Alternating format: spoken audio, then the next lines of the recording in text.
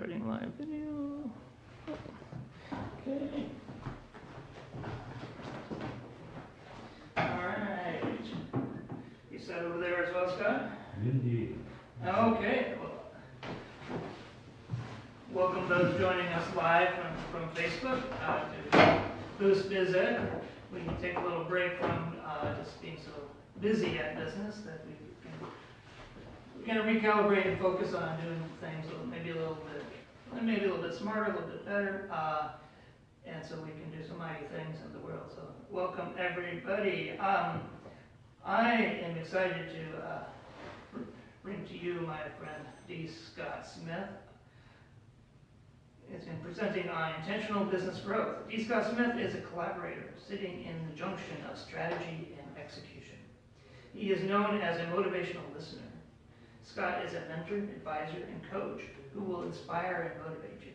His company works with businesses and individuals across the country, helping individuals launch a freelance business, individual industrial companies connect with customers, and even assisting a winner of Shark Tank. Prior to becoming a full-on entrepreneur, Scott worked in large and small companies in leadership roles, which include CEO, COO, and general manager. He has lived and breathed financial services, agriculture, and manufacturing. Scott is involved with joint ventures because he believes in the power of networking. He speaks on motivational listening, leadership, and intentional change.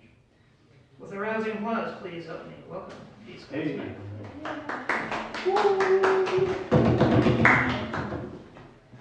So I think, there we go.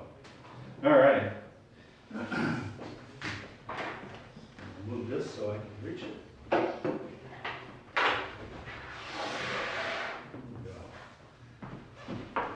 So Drew, that was an interesting person you introduced. I hope to meet him someday. But I just want to thank Drew for putting together Boost Biz Ed.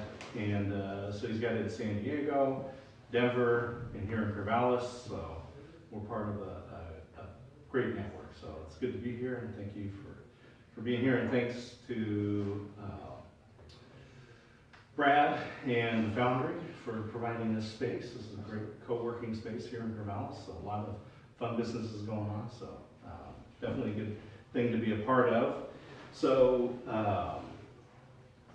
as we get started, I was thinking about, there's a friend of mine who's teaching professor up at Oregon State University, College of Ag, and he would always start his classes off, and he'd start with the very first class, as he'd introduce himself, and he said, "Hi, I'm Dr. Fano, and I just want you to know that I have a lot of opinions, and all of them are right." Yeah, so he laughs like that. So people laugh, right? So they say, but I said, "Tell us, do you have any opinions?" So many. Yeah. So how many of your opinions are wrong? All of them, probably. None of your opinions are wrong, because it's your opinion, right? Yeah. I mean, that's just like, so your opinion is your opinion. But there are two types of opinions. There's opinions of emotion, and there's opinions of intellect. And opinions of emotion, you will not have a chance to argue against those opinions. And so for a long time, I tried to find an opinion of emotion that was not as emotional or like, inflammatory to share. And so one day I'm listening to this news story, and they were talking about a system that would purify toilet water clean enough to drink. So it could go from your toilet to your sink 2 feet away. And I was just like, I won't brush my teeth with toilet water, and no matter what the argument is that they lay out, right, they could sample the water and prove that the water coming out of that tap through that filter system is cleaner, safer, healthier, better tasting than the water that I get from the municipal water plant. But it doesn't matter. I'm not going to drink toilet water. So, right, an opinion of emotion. Now, an opinion of intellect is one where you can actually lay out an argument and you can say, oh, okay, I thought that's what this is, but you've laid out the argument and now I see what it is now, right? So we could talk about the back or the accelerator or something and go, oh, I thought the foundry was this, And Drew says, oh no, here's what it is. We do this, this, and I was like, oh, okay, now I understand. I had an opinion, you laid out the facts, and it changed. So when we're talking about intentional change, one of the things that I like to do is I like to look at research, right? So that we can say, not only is this maybe intuitively correct, it's not just an opinion, but there's some research that goes behind it. So we try to look at the research. So as we move forward, said we would like to think that life is more intentional than it is. That at some time in the past, we look forward to the future, to today, and we decided what we wanted to be doing, and we created a plan that said, this is what I'm going to do, so that on this day, in October, this is what I'm doing. Unfortunately, that's really not as true as it could be. And so here's an interesting exercise that I'll have you do at some point when you leave this meeting. When you meet somebody, so you say, oh, Washington, oh, you're involved in PV tech, it's a photovoltaic solar energy thing. How did you get started in that? Or I say, Talis, how did you get involved in the Business Enterprise Center? And in many cases, people will start their story off by saying, it's a really interesting story, right? Because it was just, they answered the phone and Drew said, hey, could you work at the Business Enterprise Center? And you're like, okay. This is like, so in so many cases, the things that people are doing today are an interesting story because it was, if you will, unintentional. So, anyway, that's a fun exercise to do. And down the street from here, on the corner, I think it was actually on Madison, right here on Madison and 3rd Street, there was a business called Organ Camera. Organ Camera, I think there was a new location for them because the company started actually like in the late 50s, I think 1959, survived the 60s, the 70s, the 80s, into the 90s. And they're just a camera shop. So nice cameras, single lens reflex cameras, they did the film processing, lenses, they full service type thing. They service the cameras. So this is what that business did for many years. And they survived all those years, including ownership changes, location changes, but they're not in business today. So Eddie Obeng, in one of his TED Talks, he says that while you were asleep, the world changed. And while the owners at Organ Camera were asleep, the world changed. And they couldn't compete anymore because digital cameras were starting to come in, but the big thing that hurt their business was online resellers, mainly Amazon, but not just Amazon. And so what would happen is people would go into their camera store, spend time with the representatives, ask a lot of questions, try things out, look at the different cameras, decide what they want, then they would go home and they would buy it online, have it delivered to their house, and it was hundreds of dollars less. And so they're losing a lot of business. They're spending a lot of money with time with their employees, spending time with the customers, trying all this stuff out, having an inventory on hand, and yet they weren't making the sales because it's hundreds of dollars cheaper. So the way they tried to combat this is they put a sign, literally put a sign up on the front door that said, buy it where you try it. Buy it where you try it. Go in, try the camera, but now buy it here. And so they're saying, customers, spend hundreds of dollars more. We give you hundreds of dollars more worth of value. But that didn't work. And so they went out of business.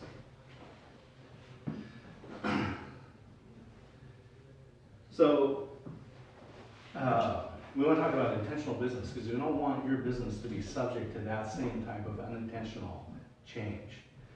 So in the research, one of the interesting things is that We think that the future is closer to us than the same amount of time in the past. So they call this the temporal Doppler effect.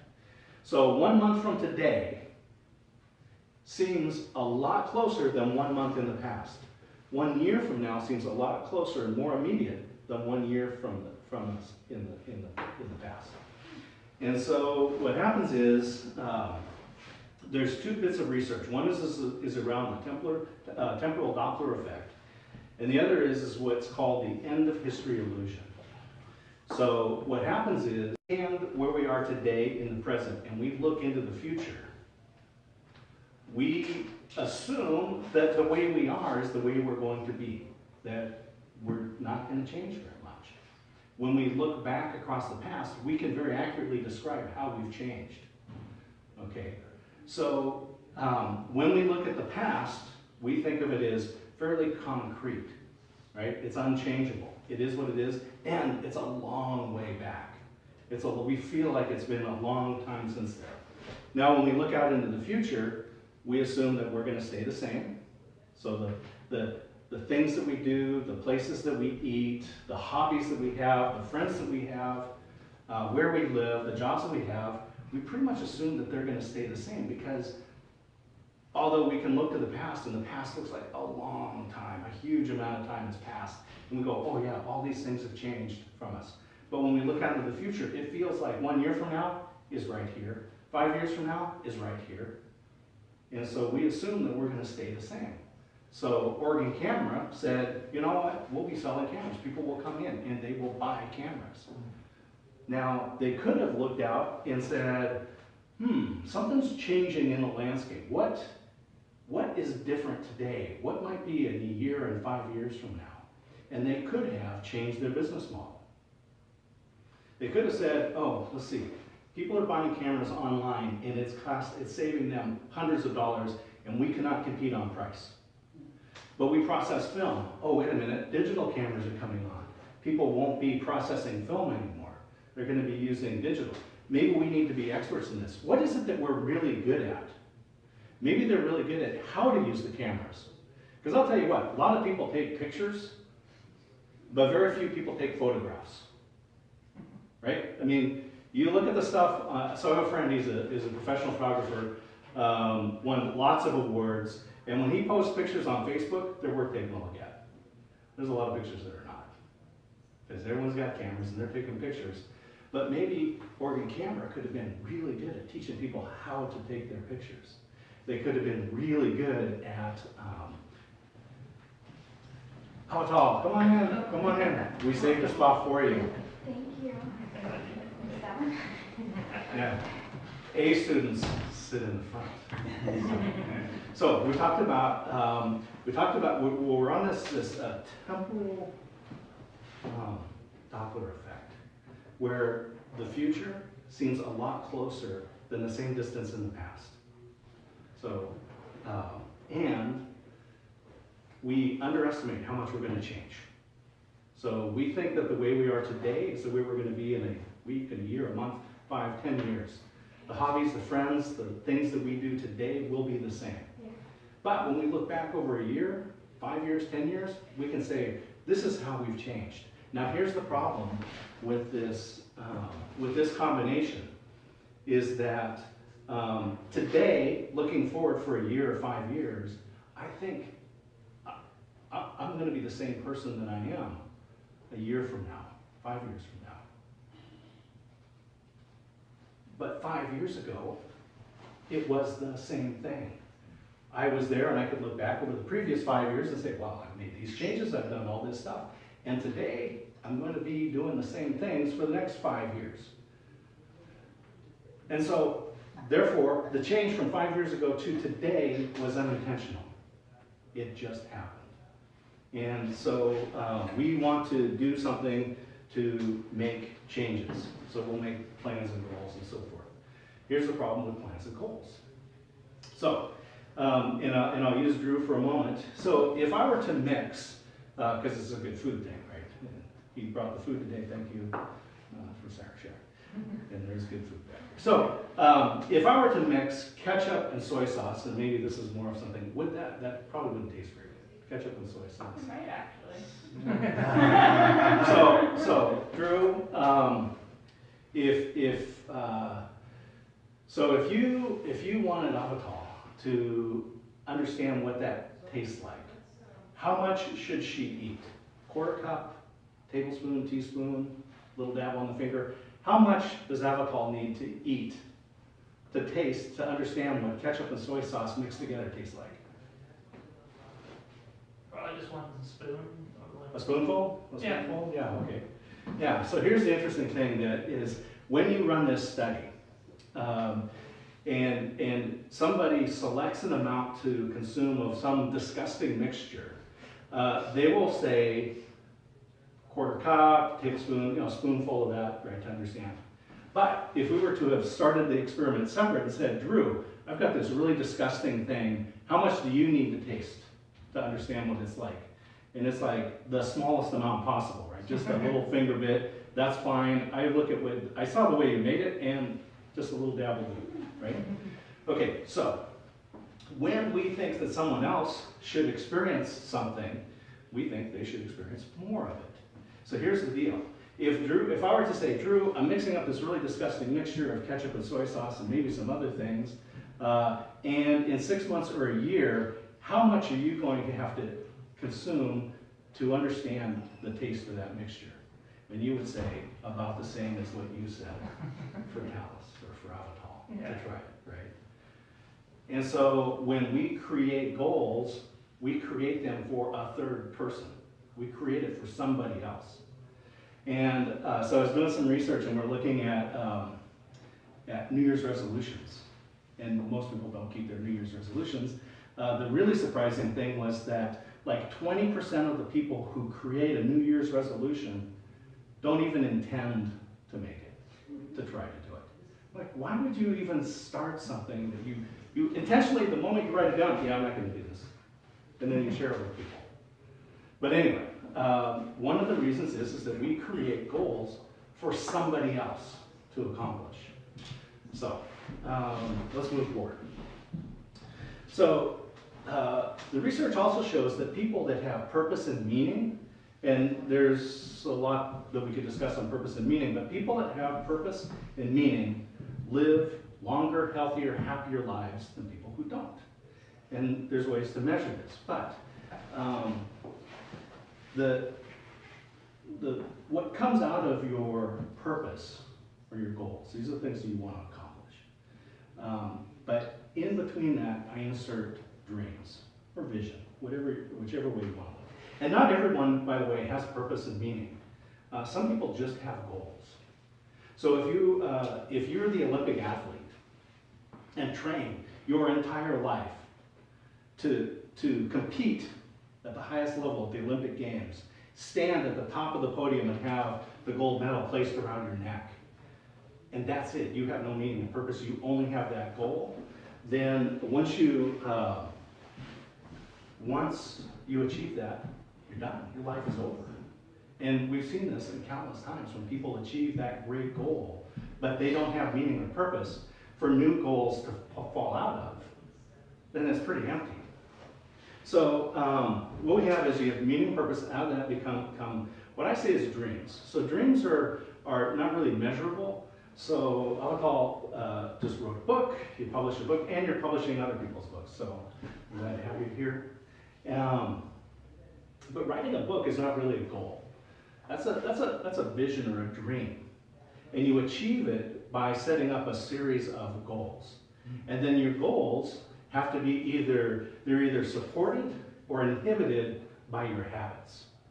So if we were to take a book, so if I was going to write a book, and I say, okay, I've got these ideas, and I want to put it into a book, and I go, okay, that's a dream. That's not really a goal, it's a dream. But to do that, I want to write a certain amount every day, or research, or whatever it is that I'm going to do. I'm going to set aside that time. And I look at my schedule, and I go, it's busy, and you got these things going on, so what I'm going to do is every morning, I'm going to get up, and for a half hour, I'm just going to write. All right? So every morning, I say I'm going to do that. but I have a habit of sleeping, staying up late and sleeping until the last moment and getting up and rushing through to get ready and out into my day. So I have a habit that will inhibit me from achieving my goal. So you have these dreams and visions. You have goals that you set up with a beginning, a middle, and an end that will move you toward the achievement of that dream. As you do that, then new dreams, new goals will come out of your meaning and purpose. And so you have to look at your habits. So, all right. So with that, we get to define success. And so, we have 3 envelopes. And I'm going to ask for a volunteer, and that volunteer is Drew. Drew, would you come up here and choose one of the 3 envelopes, please? Any one of the 3? All right, would you give that to Dallas, please? Okay. All right, now, hold on to your envelope. Would you take another envelope, please? Yeah. I have 2 envelopes left. All right, let's give one to Al. And I'm sorry, you don't get one, but you can take the last one and give it to Washington, please. Thank you for volunteering. Please have a seat back in the class. All right, so please open up your envelope and tell me what's inside. So take it out. Hold it up. What did you get? You got $10. a $10 bill. Washington. $5 bill. One measly one. Okay, so the question is, who won? I won. Drew, who won? Well, we talked about this before. I know. So here's the deal. In most situations, we look at this and we have this type of situation, we would say, oh, Alcohol won, she got $10. Poor Tallis, she only got $1. She's the loser. Washington, kind of middle of the road, you got about $5. And so this is a fun exercise to do. I like to do it with high school kids. But we put real money in there. I do this because I can keep it with me and use it. But so research out of University of Texas at Austin, their marketing department, they talk about whether you have a view of scarcity or whether you have a view of abundance. And when you have a view of scarcity, there's winners and losers. And that is basically a comparative definition of success. So, Tallis was the loser because she only got $1, right? Alcohol's the winner because she got $10. But that's in a comparative world. That is a vision of the world where you have scarcity. When you have a vision of abundance, you're going like, wow, I walked in here, I got some food, and I got $1. Yes. Drew, thanks for choosing the envelope, giving me $1. I now have one whole dollar that I did not have when I walked in. Washington got $5. All right, that's really cool, right? $10 over here. So we have winners and winners and winners. This is a vision of abundance, right? So when you are defining your success, if you live a life based on comparison, you will always lose. You cannot win. Because you'll feel good because someone has less than you do. Or you'll feel bad because someone has more than you do. And no matter what you compare with, you will always lose. So, when you define your success, you have to be the person to define your success. And so, as we talked about Oregon Camera, the world, they went to sleep and the world changed. And now they're out of business. So what can you do so that you don't become irrelevant? And this was what we talked about. So the last time I was here at Boost Biz Ed, talked about motivational listener, said the greatest fear is not pain or loss, it is irrelevance to me. This is our greatest fear. And so Oregon Camera became irrelevant, and they went away. So you have to decide and define your ideal future. The worst fear? It sounds really weird, but that's actually my dream for the end of my life, to become irrelevant. Irrelevant? Yeah. Maybe so. Maybe so. Face your fears.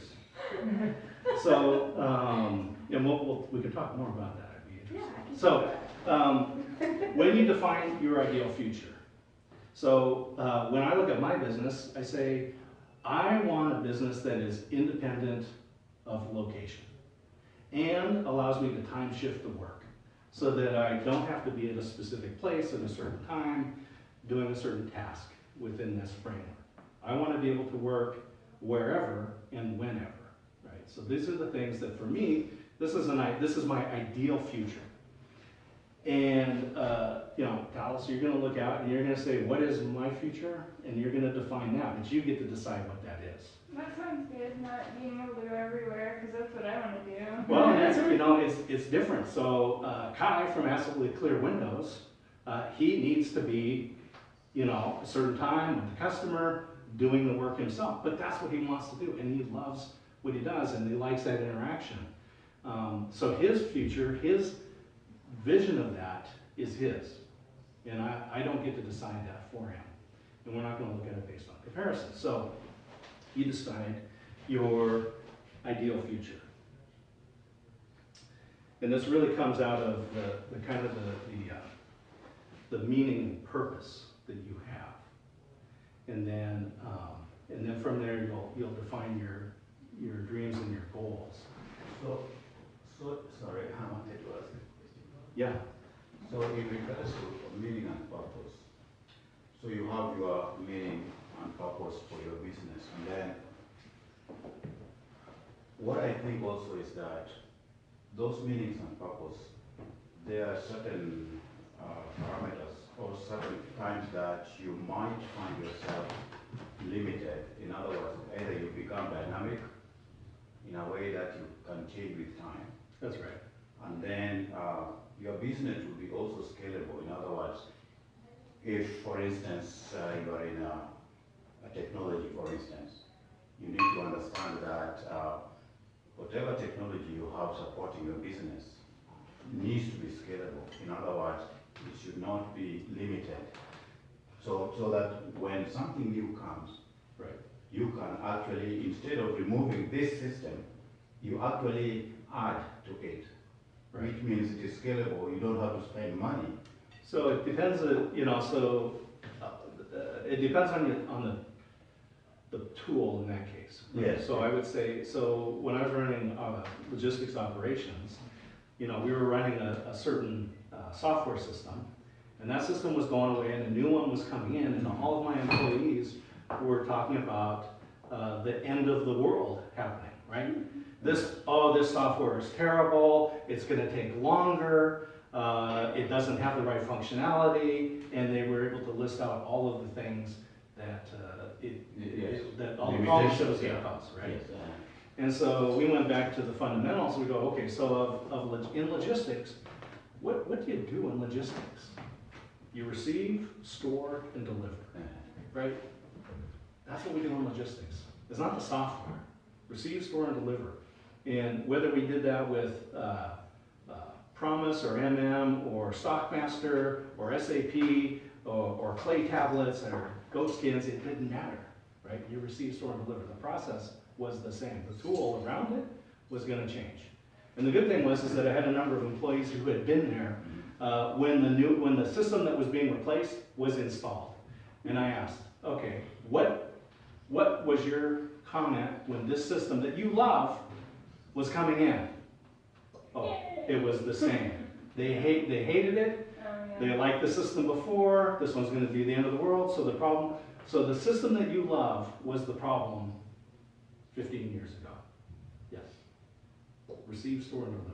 We just broke it down to the fundamentals of what the business does.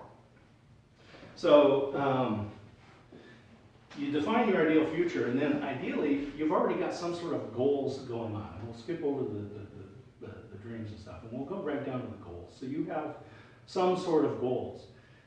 But you've looked at what your future is, and then you look at the goals that you have, and you go, are these in fact moving me closer to achieve my dreams or not? Because you're already working on projects. I'm already working on projects with Washington, and I go, oh, okay. So is this project with the degreaser, does it in fact move me closer toward a location and time independent business? Yes. Okay, so that's one I can keep. If it's not, then I go, I gotta cross that one off the list. So you have to refine your goals in light of what you have defined your future vision to be. So the next step is to do a deep dive in your present condition. And I'm looking at this slide and I go, I know something's wrong with that image. There we go, that's better. The artwork was upside down. So, you have to do a deep dive onto your business. And when you look deeply into your business, there's some tools that I recommend, and one of them that I would look at is the balanced scorecard. Because a lot of people will look at their business and they'll say, oh, I want to achieve this level of sales, or maybe this numbers of customers. And so they're looking at results, but they're not looking at the whole business. So when you use the balanced scorecard, it forces you to create a metric, a target, and an initiative for each of these 4 quadrants. And so you look at your customer, and customers are the people that give you money. So whoever your customer is, you need to set up some sort of a target, or a metric, a target, and an initiative. So what is it that you're doing? And then you keep track of that. So could be service calls, could be whatever it is that you can measure for your customer. And then for your employees. So same thing. Metric, target, and initiative for your employees. If you're the only employee in your business, you still have to set that up. So is it some sort of work-life balance? Is it some sort of training thing that you want to set up? Maybe you look and you say, oh, I want to get certified in this system, in this tool, or whatever it is. And so you have to have that for your business as well. And if you have a number of employees, you need to set that up for your employees as well. And your employees are the people who do what gets you money. Then you need to look into the operations of your business. So this is what you do to get money. All right, so that's your operations. So you need to be able to set that up. If you're doing a manufacturing process, it could be looking at the scrap rates. It could be looking at cost per unit. If you're looking at services, it could be how you can optimize what you're delivering. There's a lot of different ways to measure that, but again, there's a metric, a target, and an initiative. And then finally, you get around to the money side of it. But if you haven't done all these other things, just looking at how much money you make is kind of too late to make any changes. So you need to do that deep dive on your business. Now that you've kind of decided what I want into the future, we've looked at refining our goals, and we've looked at the business, and we set up some processes to keep track of what we're doing. Likely what's going to happen is you're going to redefine what your future state is. So with the first step was really kind of this idealistic. Now we're looking at, what is it that I actually want to do? So I would call with her publishing business, it's like, how many books do you say you want to do this, but maybe now you say, okay, I look at the options, or I look at my processes, I look at how many employees I have, 1. I look at how much time I want to devote to this. And so now I'm going to say, this is how many books I'm willing to review, process, publish, promote, and so forth. Right? So now we're really refining down what it is, and we can put some more measurements into that. So we figured out where the heck we are. We decided what we want to do, and you have to come up with this plan, because time is rushing at us very fast, and we feel the pressure of that time coming forward. And so coming up with your plan to achieve that future state, how am I going to get from here to there? And so here's where there are some things out there around the power of positive thinking. And again, going back into the research, it turns out that if you practice positive thinking, it will be detrimental to your business. So if you practice positive thinking, it will be detrimental to your business. This comes out of research from Gabrielle Ottingen, Munich and New York universities. Her process that she promotes, and I think this is the right way, is what she calls pragmatic prospection. So pragmatic prospection. Pragmatic is just the practical. Prospection, if you think of retrospection, looking back. Prospection, we're looking forward into the future. So practicing pragmatic prospection. Here's the difference between pragmatic prospection and the positive of power, positive thinking, right? Power of positive thinking. Don't do that. Don't do that. What they did is they took college students and they said, okay, you go through the whole positive thinking type model and you say, okay, they're getting ready to graduate and looking for that first job right out of college. So imagine, you're in accounting. Imagine you've been hired by one of the big companies. You're working in this great office. You have great projects, and you're successful. So imagine that that's what you've done. You've been hired. And then they had the other group of people practice pragmatic prospection. So here's what happened. The people who are practicing positive thinking had less interviews and fewer job offers than the other group. And which is okay. So if you have less interviews and you have less job offers.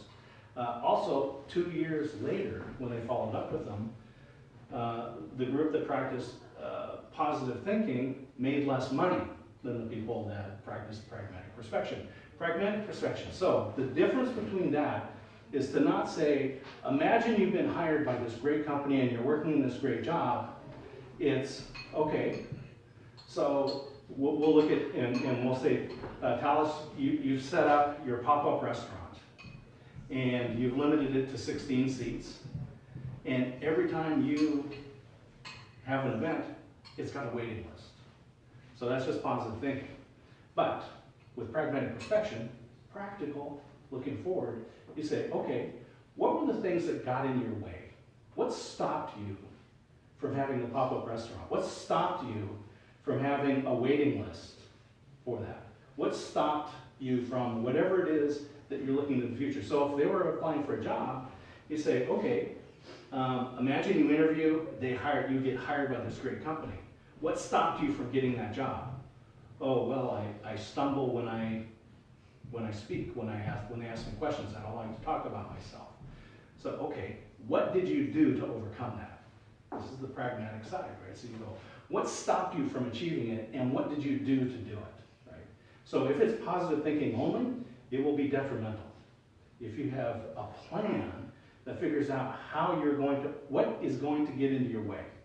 So Oregon Camera should have looked around and they said, oh, wait a minute, a lot of people are buying online. What they did is they put a sign up in the window that said, buy it where you try it.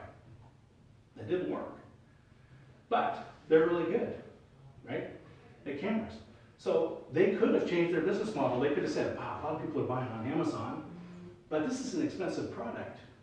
But people are spending $2,000 to $5,000 on this camera equipment. Don't necessarily want to buy it to Amazon, come home, and at 5, 6, 7 o'clock at night, have this $5,000 camera sitting in a box on their front door. Maybe we should partner up with Amazon and say, hey, you front our product, people will come in and they'll try it, we'll answer all their questions, and when they buy it, it'll be shipped here, and when it arrives, for a fee, we'll help them set it up, we'll run classes, teach them how to use it, we'll put in some high-end printers so people can print these great pictures out right here. But they didn't. Right? So they just went away. Okay. So working with a lot of startup businesses, and people have a lot of ideas. And a couple of weeks ago, when we were here, we had a gentleman that was talking about his business, and he said, well, I'm starting a business, but I don't want to tell you what it is. Because he's afraid. I think someone's going to steal your idea. Well, I'll tell you what, ideas without execution are worthless. So no one can steal your idea because it's worthless. So tell them everything, because they can't steal it, because there's no. And by the way, people that are busy doing their things, they don't want to do your idea. Right? It's always been a red flag for me. I worked with some people that I got this business idea, but I'm not going to tell you what it is. So you got to sign this non-disclosure agreement, and oh, wait a minute, there's someone else in the room, and they could have overheard. We got to, and it turns out the people that are jealous like that, those are not the people I want to work with. Ideas without execution are worthless. So you have to come up you actually have to implement your plan. And I love in the startup world, they talk about minimum viable product. What is it that you need at the minimum today to sell your product? So we're looking at this degreaser. We go, wow, this is a big thing. We go into the oil fields and they can clean tanks, and it's, millions of gallons being sold to them. And that's a big idea. But maybe we can get one company to buy a pallet load of it today, right? And that's what we're working on, right? So we go, we know what we want to get to, but we're going to take a little step today. And is it moving us forward? Absolutely. It's proof of concept? Indeed. This is the stuff that we want to do, but you actually have to do it. And a while back, working through the back, and advising a company, and a lady was working on her business, and so we met. And then a month later, we got together and we met, and I said, okay, so what have you been doing on your business? And she had spent the entire month working on a website and a brochure. There's a concierge service. I'm like, no one's going to buy from your website. No one's going to buy off the brochure. It's like, you got to go out and knock on the doors. You got to go talk to the CPAs and the attorneys, and not the CPA, not the attorney, but who is it in their offices doing all the work? Probably the office manager. So you need to go meet the office manager and say, oh, by the way, I have the service over here so that you don't have to be running around. You can actually do your job. So knocking on the door. What is it that you have to do to actually get your solution to people that have problems that you can solve? So you have to execute on the plan. So, Scott Weaver, Scott Smith. You can't have too many Scotts. So, so you've heard that if you have written goals, and this is a study that came out of Yale. Says if you have written goals, you're more likely to achieve your goals. Turns out that study never happened. That didn't happen at Yale. It was an urban legend. Never happened. They didn't do it. They never wrote their goal down. They never put it down. But Dominican University, and I forget her name, professor there said, well, okay, so this study didn't happen, but it still seems like a good idea. So she actually set up a study and ran it and determined that that if you want to be successful with meeting your goals, you have to do 5 things. And the first one is have goals, which seems intuitive, but most people don't. So you have to have goals. Second thing, write down your goals. And when they measured this, each step of the 5, the probability of achieving your goals increased. So have goals, write them down.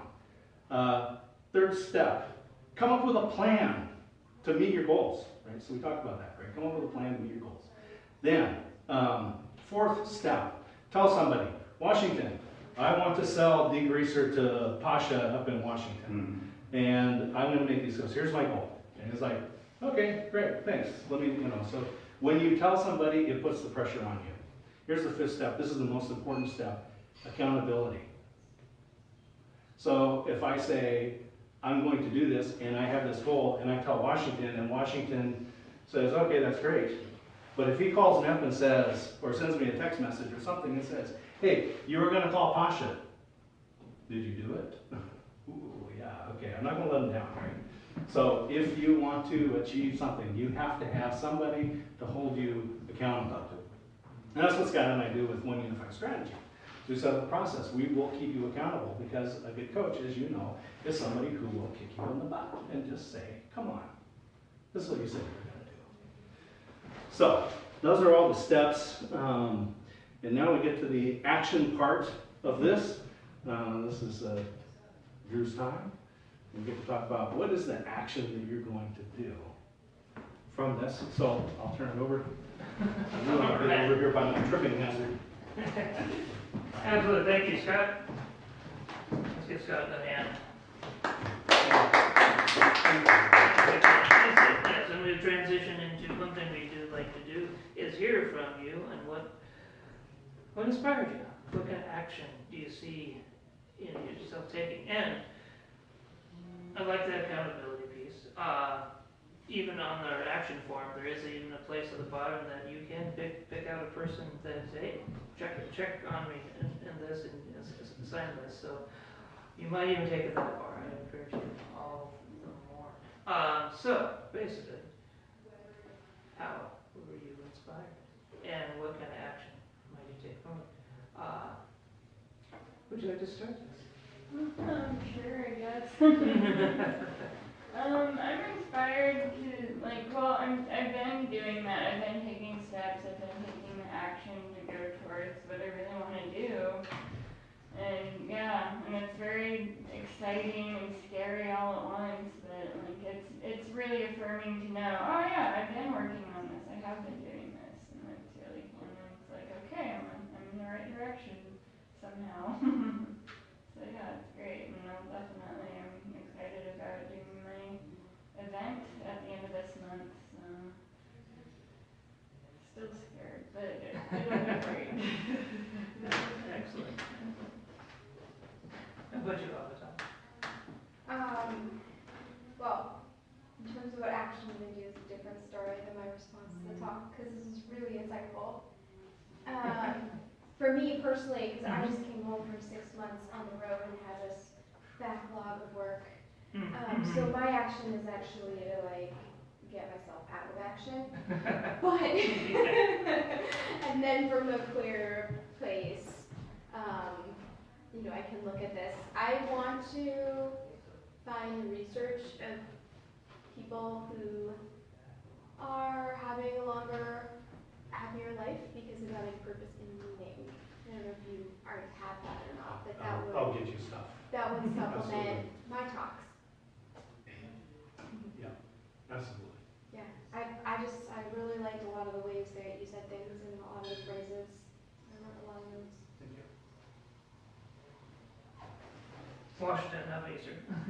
Well, I've been involved in several activities. Actually, I've been taking a lot of actions. One, I talked about the motorcycle that I'm working on. Actually, a product that I'm working on, and so far, what I've done is to draft the proposal, and I gave it to him to review, and we're still working on that. The other project that I'm working on currently is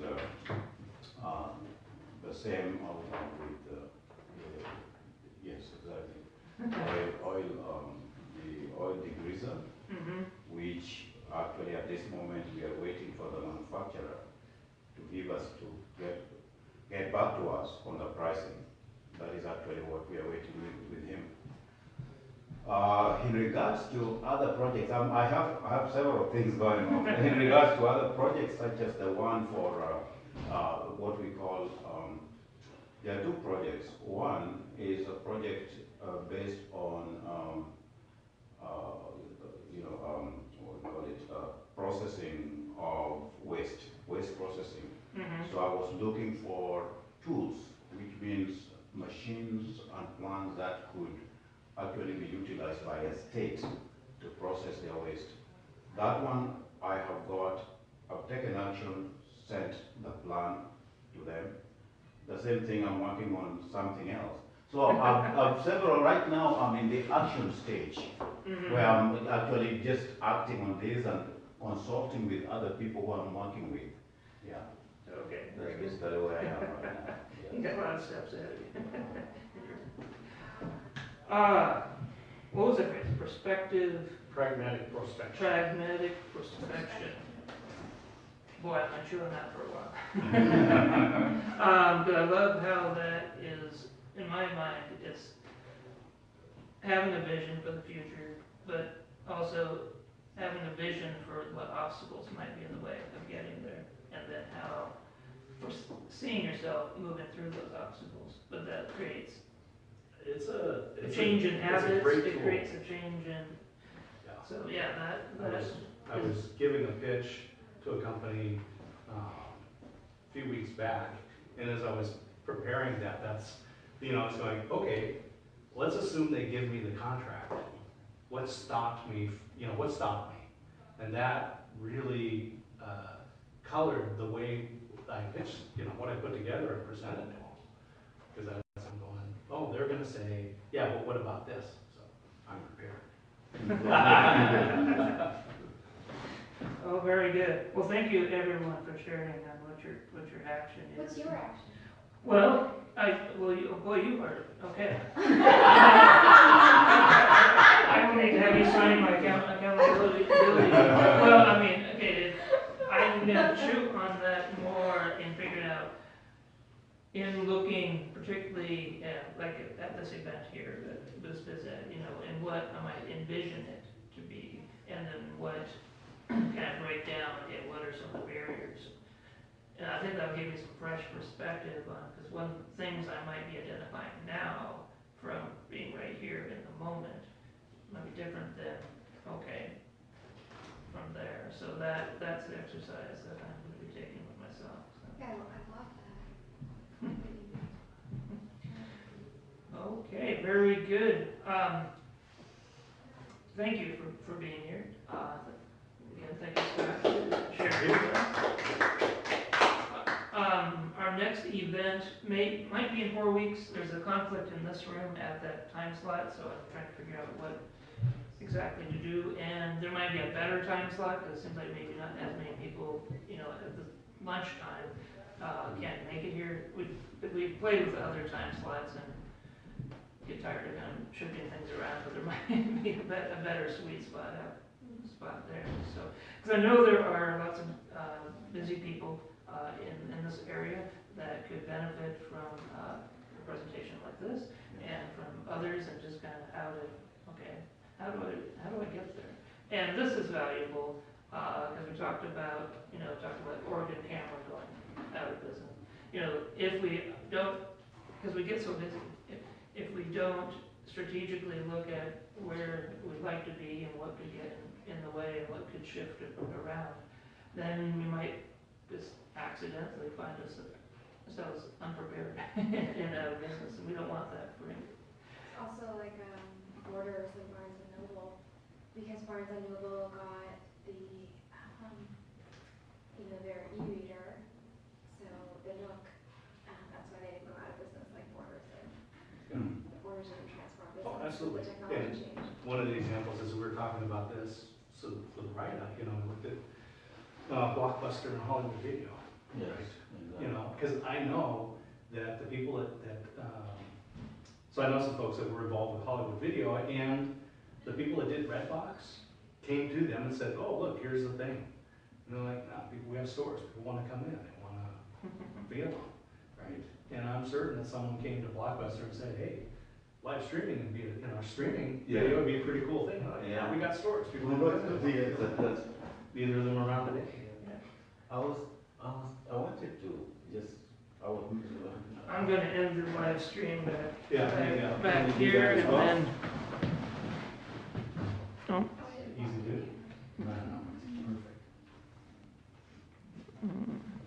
Yes, Washington. I have one